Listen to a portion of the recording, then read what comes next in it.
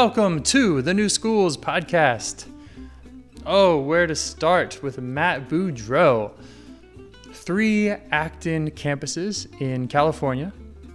He's a consultant for Fortune 500 companies around the world, former administrator in the public and private school systems, author of Collaborative Homeschooling, a manifesto for a 21st century education after COVID-19, founder of Apogee, a mentorship program helping shape young men into better providers and protectors through lives of servant leadership and personal growth. Matt is also the host of the Essential 11 podcast. They get some big names there, and 100% of all proceeds from the Essential 11 podcast go directly towards sponsoring scholarships for Acton Academy heroes in the Sacramento area. This is a great conversation. They've all been great. And now here's your host, Shannon, the sure-footed Falkenstein, speaking with Matt Beaudreau. Hello, Matt Beaudreau, and welcome to the New Schools podcast. Thank you so much for stopping by today. My friend, it is my pleasure. I'm glad we got to do this. Oh, you're so kind.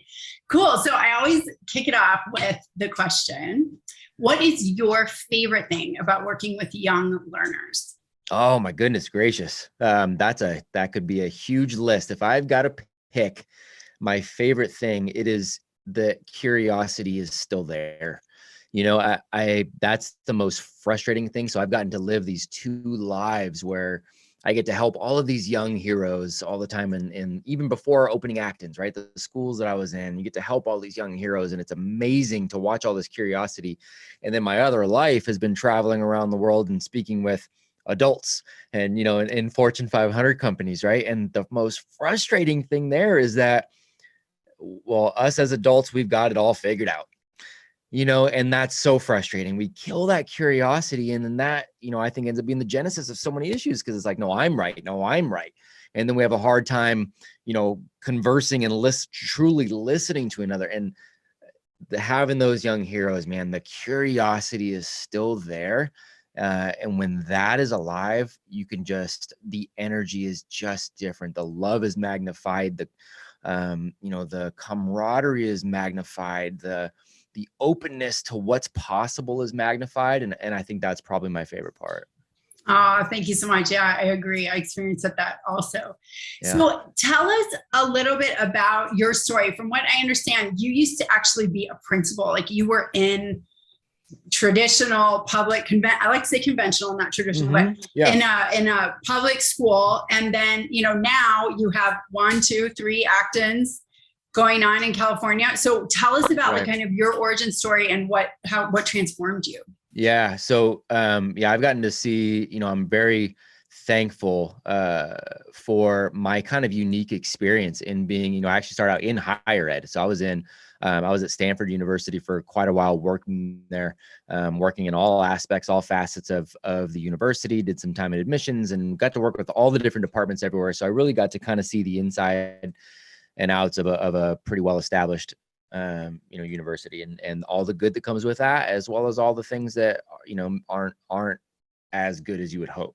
So I got to see that and went from that to public ed. And so I was a public school teacher and worked in, you know, K through 12. And I was a public school administrator and I loved the teaching part, but I was always what I called creatively insubordinate. You know, I saw what I believed was helping these young people and, you know, depending on where they were. And I was in some rough areas of California but I was kind of getting the hand slaps and, you know, I got brought in by a superintendent at one point saying, look, I've got a real problem here because you're not really listening to the principal. You're not really doing what you're being asked, but at the same time, you're, you know, the student, they say, you know, the favorite teacher of the students and the parents love you and you know, and the rest of the staff really supports you. It's like, you're putting us in this hard spot. And I'm like, I have to do what I believe is right by the kids. And I'm like, you know what, you know, naively at the time, I'm like, I'm going to go into administration and that's where I'm going to fix it all. You go through that administrative process and I'm like, you know what? I don't see this really truly being about the young people. There's a lot more, you know, layers to this and there should be the politics that are involved. And, you know, so I was uncomfortable with how the system was. And I always want to make sure that I separate that. I still love public school teachers and administrators, so many of them, right? There are so many good ones there. And like, they're phenomenal people. There's bad ones too, of course, for sure. There's bad anything, but there's so many good ones. They truly want to do right by the students. Like I love and support them, but I did not love the system anymore. And I couldn't support the system, my own integrity. I couldn't look at myself in the mirror and say, hey, I'm really helping, when I thought I was in a system that was actually hurting. So left that to go into privatized K through 12, just assuming, hey, we're, that's where there's no rules, man. So of course we can do right by the kids, and, start to see some of this conventional stuff still play out there, and mimicking what's going on in the public schools. And maybe you don't have the unions driving thing, but you still have some school boards, and you still have some influential parents that, maybe are influential in the wrong ways. And so you start to see a lot of the same just systemic issues. Again, some wonderful people, wonderful humans, systemic issues. And I don't feel bad about calling that out. The system has no soul, and so as I, started diving into, leaders, trailblazers before us, like John Taylor Gatto and Ivan Illich, and, so many of them that paved the way for really what I believe Acton is doing now too. And Maria Montessori, I just went, man, okay, I can't. So I got to figure something else out, and I got to figure it out quick, because now I've got kids and they're coming up to school age, right? It's that. Yeah. So before you go into that, because I absolutely want to hear that, but give us, like, just to paint the audience into the picture, like, can you give us a couple of key examples in public and private where you were just like, no, I can't do this, I don't like it? Yeah, I mean, some of the clearest, and this is, it almost seems like an extreme example, but it's a real deal. I'm working with young men who are 12, 13, 14, and they're going home and they're being approached by their parents who are in gangs, right? And their parents and their older siblings are in gangs, and it's like, hey, when you get home, you need to get on the porch, and you need to sling this, and you need to sell that, and you need to, and I'm like, hey man, all right, let's have real education. Let's figure out how we can get you out of this situation. What can we do? How can we capitalize on your abilities and skills and passions? Because you're a good kid who's being led down a wrong place. And then I'm brought in later, and it's like, hey, no, right now you need to get that person up to, you need to get them teaching. You need to teach them algebra. Like we're going to get funding based on test scores, and we've got a group of kids that aren't doing really well. And actually, you know what? When the test comes around, we may actually disenroll some students so they don't count in our testing, right? Like there's just so many of these little things to play the game, to get the money, to show the right numbers, to show the facade. We're literally sacrificing young people in order to do that. And that's some of the more extreme examples, but they're prevalent. That's a great one. And I just can't do that. And the same thing on the private side. You see some influential families who have, they're influential because of the amount of money they donate or because of the people they know. And so then they're able to call the shots on some things when they're young, their young person is being led poorly and is showing poor character, but there's no retribution there. There's no way we can address that because dad is so-and-so, dad is a famous individual. So, and that doesn't sit right with me either. Right. Integrity matters. So yeah, I was just going to say that sounds like you're very integrity driven, and that was I have to look at myself in the mirror. Integrity bell. Yeah. That's it. I got to look at myself in the mirror, and I'm fully okay with somebody else being upset at me and not, thinking the world of me. And I'm fine with that, because I think the majority of people that know me know where my heart is. Most importantly, I know where my heart is. And if I'm living true to that, man, I'm solid. Got you. Okay. Thank you. So, all right. Yes, so ma'am. Now you've got kids. How many kids do you have? I've got 3 of my own. Yeah, it's the best. Yeah, got the best. So 10, 8, and 5 currently. Oh, great. Mm-hmm. So they came along and you were like, okay, now it's game on. Like, for sure, I can't take this monkey business, right? Totally. Okay. My oldest, she was getting to the point where she was coming in, she would have been coming into the school that I was an administrator at. It was a private school at that point, and I was the administrator there. And, again, phenomenal people, phenomenal teachers, loved everything about it. But it was that conventional system where at that point, I was lucky enough to, again, not only was I reading some of these trailblazers and seeing the disconnect, I'd also started speaking and really had no intention of developing a speaking career, so to speak. But I had started getting offers from organizations and big organizations and good organizations, and they're bringing me in and they're wanting to kind of test the waters with their young people. But what I started hearing over and over and over again was, oh my gosh, these college grads and they're awful. Oh my gosh, these kids are well schooled, but it's not mapping out to them being able to do anything in the real world, and so I'm seeing this and I'm getting to dive into why those things are happening. So there were just more and more of these things that were really solidifying for me that conventional education, maybe it served its time, it served its purpose at some point, but right now I don't believe that's what is doing right by the young heroes. And now I've got, at that time she's 5 and I'm like, okay, I got to do something else for her. And that's where Acton Placer, started. I was lucky enough to come upon, finding out what Acton was and went, yeah, this is what I've been talking about. This is what I've been talking about for the last few years. Yeah. Like, this is it. I'm glad other people see this, and so that's what kicked it off. Definitely. I was exactly the same. Like I sat down and talked to Juan Ma Bonifaci at a dinner. Yes. And within 20 minutes, I was like, this is what I want right now. No doubt. And no doubt. To be fair, that's credit to what Acton is doing. Because, in Juan's own words, in a conversation I had with him, not that long ago, and a few other owners, he said, we're reseeding humanity, right? So that's to Acton's credit that's the thing. And it's also to Juan's credit because that man is just amazing. He's just a genius and just a beautiful human being. So yeah, credit to both. Definitely. Mm-hmm. Yeah. But the kids will get you fired up, man. They'll make you, that's your why. That's your reason. That's your why. Definitely. You'll push through, and I'm sure you've had other owners that have reached out to you over the years, right? And especially new owners coming in. And that's where I try to give back to I wish I could give back even more to the network that is I feel like I've been, so blessed by. And that's one area that I think, I hope I've been able to give new owners kind of light and inspiration and trying to help them. And I always bring them back to that why, especially when they have their own kids, because it's hard. This is hard. Like running an Acton is hard. And it's so much harder than people realize. But I always tell, these owners, it's like having your own kids. It's so much harder. Before you have a kid, exactly how to parent. You're the parenting pro of the planet.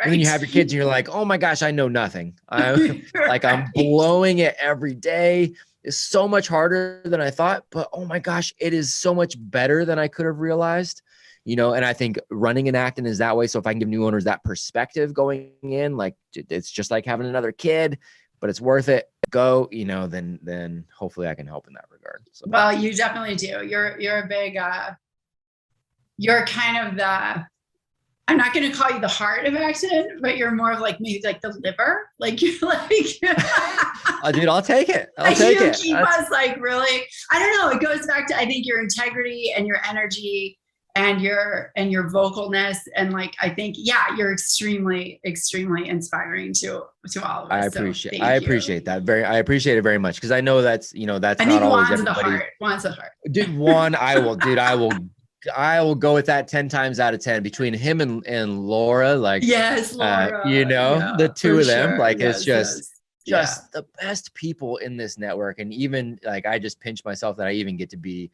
a part of it. And I know even with that, I'm not going to be everybody's cup of tea, and man, that's okay. Whatever, if I can just help somebody, let's roll, man. Cause I think what we're doing is powerful. So yeah, thank you for that.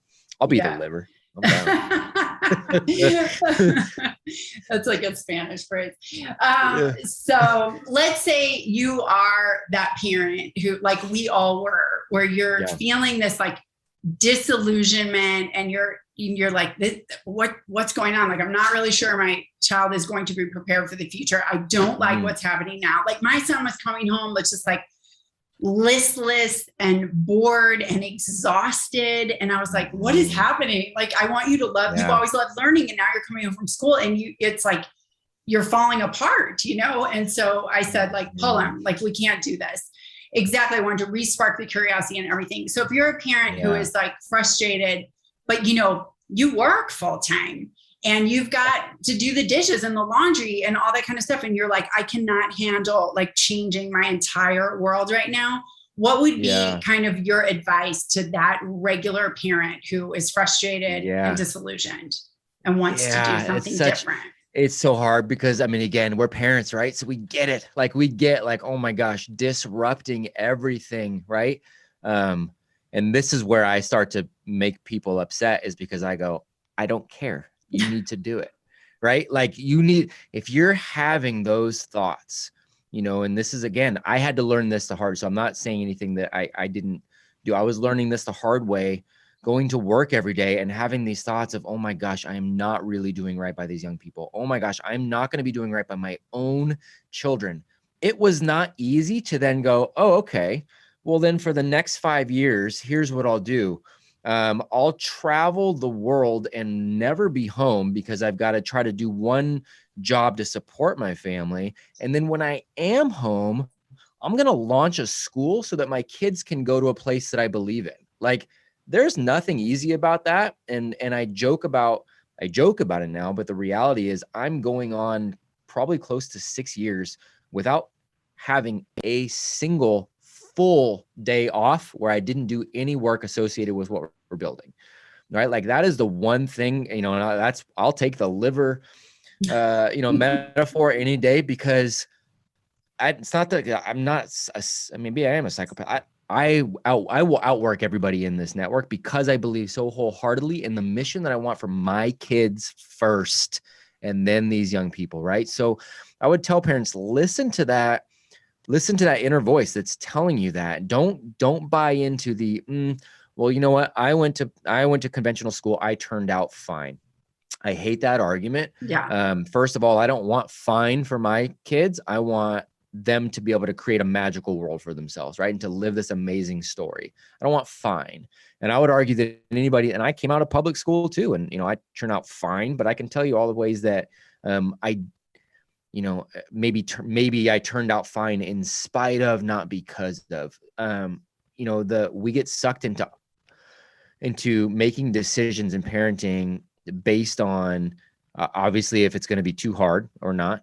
And what do other people think? Or what would my mom think if I make the decision for my kids? What would my next door neighbor think if I make this decision for my kids, right? And we don't audit our young people. We audit everybody else around us who's going to judge our decisions for that. And I think that is a place that ultimately leads to regret, right? If I need the Harvard bumper sticker on my car to show everybody else I was a good parent, I think that leads to regret.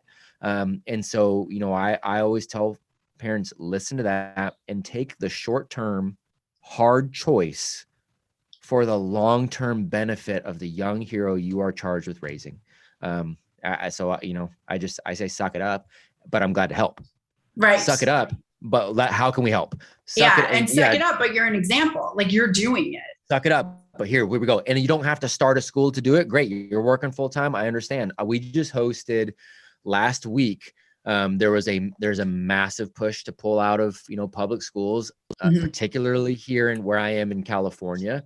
And we had almost 200 people that I just came and opened up our building at, from like 7 to 10 p.m. out here on a random weeknight, and just had all these families come in, and they all said, look, we want to pull, but we don't know what to do next. Is Acton an option? I'm like, no, it's not, because we have a longer vetting process. We're full.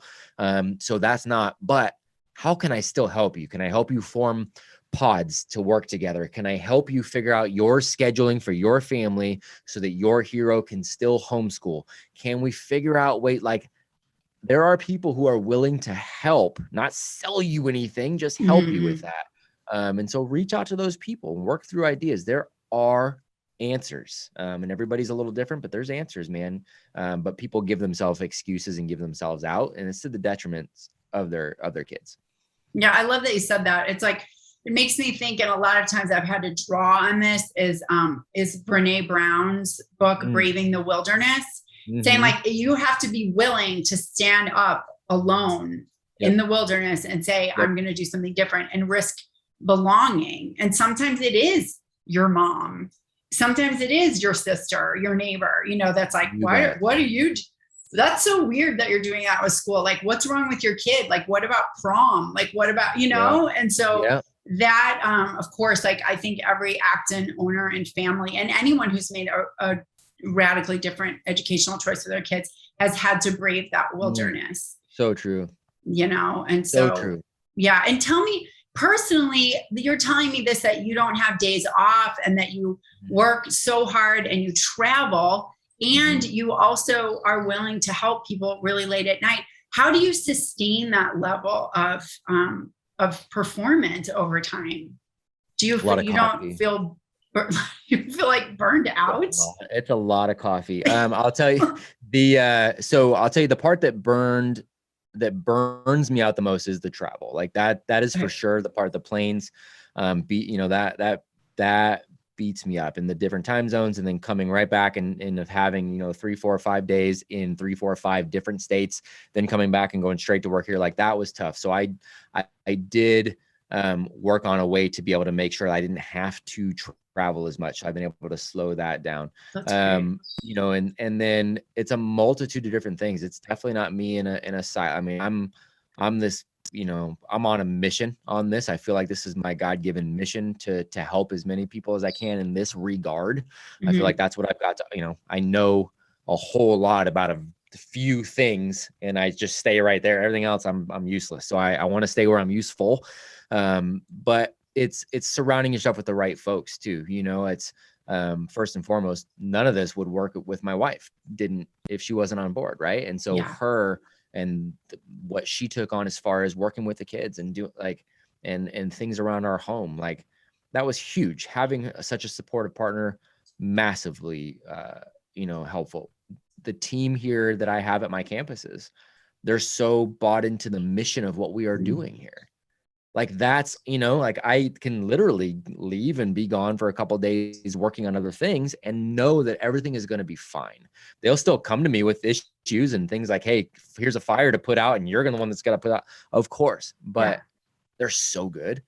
They're so good and they're so determined to see this mission take off and to empower these young heroes. So, surrounding yourself with the right people is exponentially needed in that kind of thing.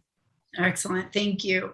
And tell us about you have a new program, right? Apogee. Am I saying that correctly? Yes, ma'am. Yeah. Tell us about that. Yeah. That's another just kind of labor of love,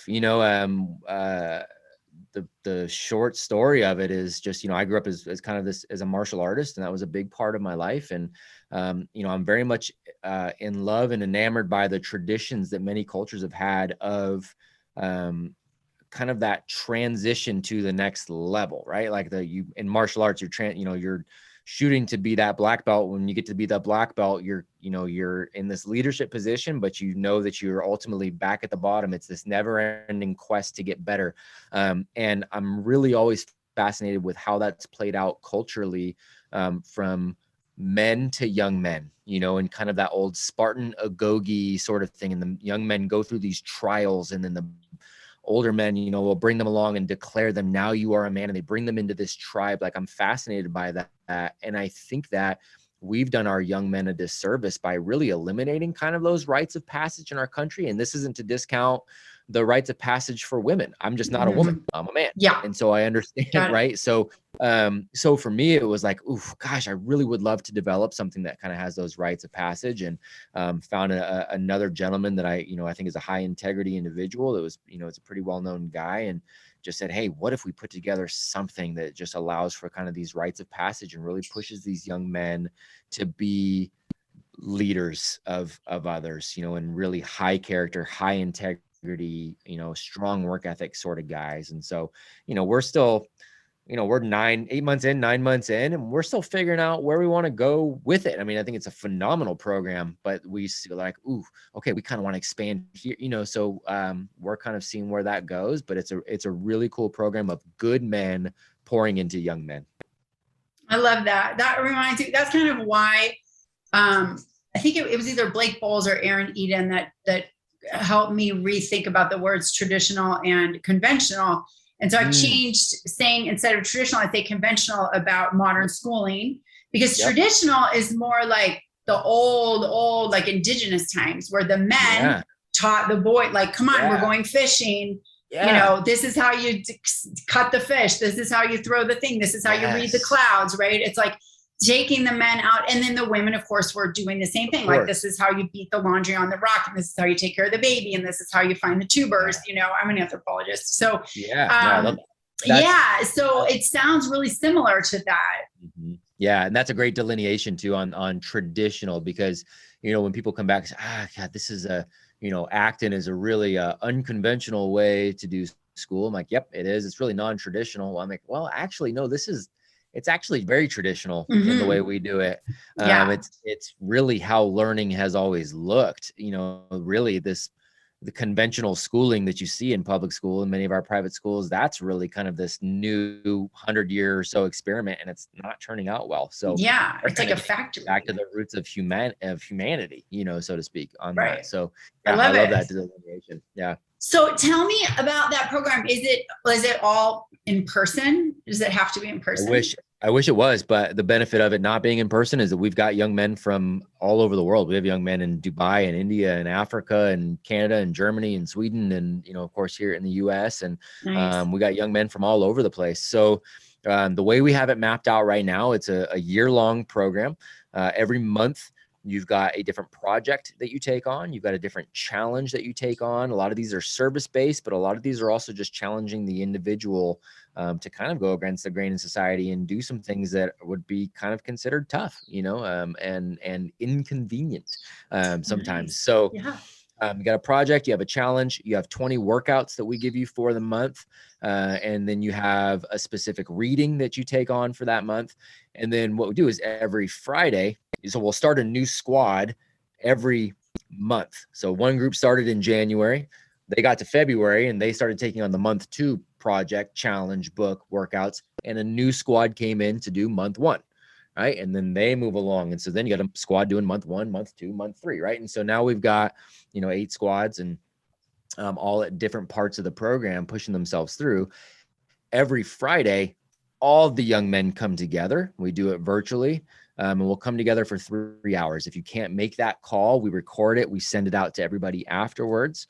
But for those 3 hours in the morning, for the first hour of it, we'll have a guest mentor come on.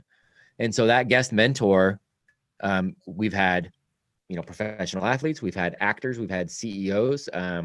This upcoming Friday, who do we have this Friday? This Friday, we have Jeff Hoffman, who is the founder and CEO of Priceline.com, fastest company to $1 billion valuation ever, right? Business advisor to the White House, Emmy award-winning producer. Like, he's a brilliant human being.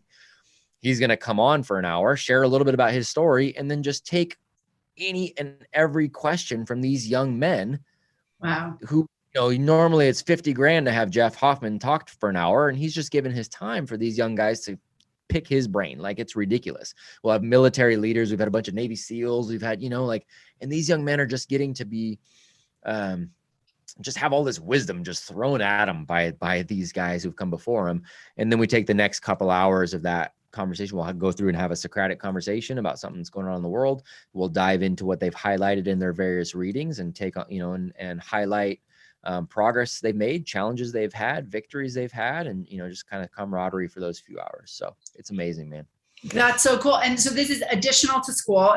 Doesn't take the place of school. Yeah, it depends on who it is. For some of them, it's part of their homeschool program. Some of them are Acton students, and so they incorporate it into their goals. And then some it's on, outside of school. And then some are working full time. We have 18-year-old, 19-year-old, 20-year-old young men who are working full time, but doing this too. So nice. And tell me the age range and the price. Yeah. So right now we've got young men as young as 12, and we have some as old as, I think, 22, 23, nice. And everywhere in between. And so guys are either doing $1,000 up front for the whole year, or they're doing $100 a month over the 12 months. Mm-hmm. That's great. So, yeah. Super cool. And the money goes back into Scott. Like, Tim and I don't take money from it. That money goes back into them, or it goes back into Heroes at an Acton campus and help scholarship kids. Like, it's not anything that we take money from. Wow, Matt, that's incredible. Fun. So let's shift a little bit and talk about you said, like, all these California parents are wanting out of the system and they're looking towards something different. What is your kind of prediction of what is going to happen in K through 12 coming up here with all the change happening in the world, including COVID and technology and everything. Yeah. I mean, geez, you don't have to be right. Yeah. I can assure you, I will be wrong in many regards. I always am. But the one thing I will say is I will course correct when I see that I'm wrong. There are some areas in K through 12 that I hope I'm wrong, but I don't think that I am, especially when it comes to California. I think we're going to continue to have more and more parents who are, pulling out. And I think that in of itself is a good thing. That trend I think is going to continue. I think for those that stay, we're going to see parents continue to, there's a lot of parents that are fighting, going to school board meetings, and they're fighting a number of things. They're fighting, some are fighting against the particular mask mandates. Some are fighting against things that are coming down from a medical standpoint that California is really taking the lead on, saying, hey, no exemptions and everybody's got to get certain medical procedures. Some are fighting against specific curriculum initiatives. They're fighting a number of areas. Unfortunately, I think they're fighting causes that they're fighting in the wrong spots. They're going to principals, they're going to school boards, they're going to people who don't ultimately make the decision. I don't have a lot of faith in our unions here. So I think they're going to continue to drive California parents nuts. They're going to, but with that, you are going to see more and more pull out, but you're going to see more and more government oversight, I think, in K through 12 here in California, which ultimately spreads everywhere. And I don't think that's a good thing. I think we're going to have more and more government stepping in. Unfortunately, that's what I see in the future. I wish I had better thoughts on that, but I don't. And for those children those families leaving, where are they going to go? Because private, a lot of times private school is prohibitively expensive. It is. A lot of times private schools are expensive, and a lot of times private schools will follow the lead of the public schools, so what I've seen a lot of parents do in California is leave. Honestly, we have there's a mass exodus out of California. So I'm hoping things don't get to a federal level where people go to another state and it doesn't end up mattering. But I think ultimately a lot of people are going to leave California.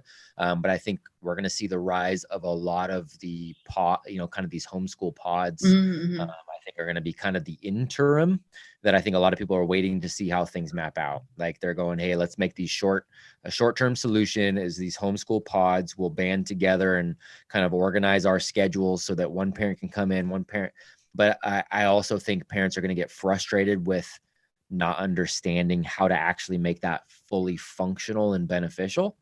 And so you'll have more and more parents leave, and you'll unfortunately have more and more parents just go, that didn't work. Fine. Then I'll do what K through 12 is telling me to do. And those are the parents that, my heart breaks for, because you don't have to do that. But I think so many will. It's going to be worse before it gets better. My hope with our Actons is that we can continue to expand in a way that ultimately really drives the cost of our campuses so dang low, or at least some of them so dang low, that parents then are like, of course I'll go. That's really the goal for us, is to really drive that down, to give them that option to get out. For sure. Okay. Thank you. Well, thank you so much. This has been amazing talking to you. My final question always is, if you could create a metaphor for, I think humans really sometimes it's hard to wrap your head around this, right? So I think metaphor is a really good way to kind of explain it. So if you could compare conventional schooling and what you're doing with Acton in a metaphor, what would that be? Oh my goodness. Conventional schooling with what we're doing at Acton. Again, I've used kind of this analogy before, and it's gotten me in trouble, especially with my friends who are still in public schools. That's okay. But which is fine. Yeah. I'm not saying I don't say it. I say it anyway. I know. But you say it louder, right? Yeah, I really do, unfortunately, for better or for worse. But I love it. I think parents, and I know I use this analogy and it's a harsh one, but I think they have to understand honestly how closely related this is. If you're going, Acton is to conventional school as freedom is to San Quentin State Prison. Wow. I truly don't think I'm over. I understand prison's a horrible. I understand it more than most. That's where my father, spent his entire career, all of his friends. I understand the ins and outs of prison, how ugly it is. So I know that schools aren't as dire straits as I get it. But if we're talking the comparison and how far away those are, and then really thinking, what will a person in these two systems look like in the future? Somebody who has freedom versus somebody who has been imprisoned, and then that person gets let out of prison. What does the future look like for that person? What is that person? That person has been in prison for 12 years. What does his or her mindset look like at the end of those 12 years? How broken is that person? How dysfunctional? How out of tune with the way the world is actually working? That's why I think it is so strong, because again, when you come out of those 12 years of conventional schooling, I think you are that detached from the way the world actually works and what things actually matter. And I think you have a mindset that is almost impossible to overcome versus the person who is actually paying attention to the way the world really is. And I think that is how important it is we pull our kids out of that and find something, if it's not Acton, something that is similar to. That's how important I think it is. Wow. Boom. That's strong. That's very strong. Thank you for extending that into and explaining it a little bit more. And Yes, I have to say that I agree. So, yes, ma'am. Well, great. It was so good to connect with you and talk to you. It's great to have your voice on here. And I'm sure that parents are learning and educators are learning a lot from you in the audience. So I really appreciate it, Matt. It is anytime. It is my pleasure. It's always fun to chat with you no matter what. I appreciate everything that you're doing too. And you just being a light and being a part of this network and your voice as well. It's so important. So grateful for you, my friend. Appreciate it. Well, Matt, I hope get enough sleep and don't get burned out with all your big schedule. Okay. Set some boundaries, say no. No doubt. Anyways, No doubt. Awesome talking to you. Thanks for being so inspiring. And we'll keep following the hero's journey on this Acton thing. Thanks, Shannon. All right. Take care, Matt. Thanks for listening to the New Schools podcast. Tell a friend. Previous episodes and show notes, including any books or websites our guests recommend, can be found at thenewschools.com. If you're a parent who is looking for a new school for your family, send us a message. We would love to help. We can answer questions, share the resources we have, and help you get in touch with people in your area who are on the same path, determined to provide their kids with the best education. It's wildly important work. Thank you for doing it, and we'll see you next time.